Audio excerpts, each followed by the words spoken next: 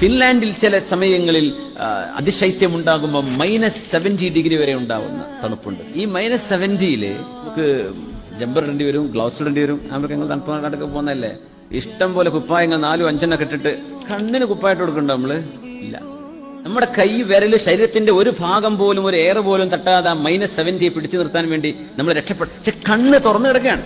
കണ്ണിൽ കിടക്കുന്ന വെള്ളമെങ്ങാനും ഈ -70 നമ്മുടെ ബോഡി പോലെ ആണെങ്കിൽ കണ്ണിലെ വെള്ളം കുറച്ച് ഐസാവും. പിന്നെ കണ്ണ് തുറക്കാൻ പറ്റുമോ? മനുഷ്യന്മാരെ കണ്ണു പോകൂലേ? പക്ഷെ ഈ മൈനസിലും മനുഷ്യന്റെ കണ്ണിനുള്ളിൽ കിടക്കുന്ന ദ്രാവകം, കണ്ണിലെ വെള്ളം, അത് ഐസായി പോവാതിരിക്കാൻ അള്ളാഹു ഒരു ആന്റി ഐസിങ് ഒരു പ്രോസസ് നമ്മുടെ കണ്ണിൽ അള്ളാഹു ചെയ്തുകൊണ്ടിരിക്കുകയാണ്. കണ്ണിനെ അള്ളാഹു തആല ഇങ്ങനെ പെർഫെക്റ്റ് ആയി സംരക്ഷിച്ചത് റബ്ബ് തആലക്കറിയാം. മനുഷ്യൻ ചൂടിലും തണുപ്പിലൊക്കെ ജീവിക്കേണ്ടവനാണ്. It is a creation of Allah. ഇത് അള്ളാഹുവിന്റെ സൃഷ്ടിപ്പാണ്. അത്ഖന കുല്ല ഷൈ, who has perfected everything he created. അള്ളാഹു ചെയ്തത് മുഴുവനും പെർഫെക്ഷനിലാണെന്ന് വിശുദ്ധ ഖുർആൻ.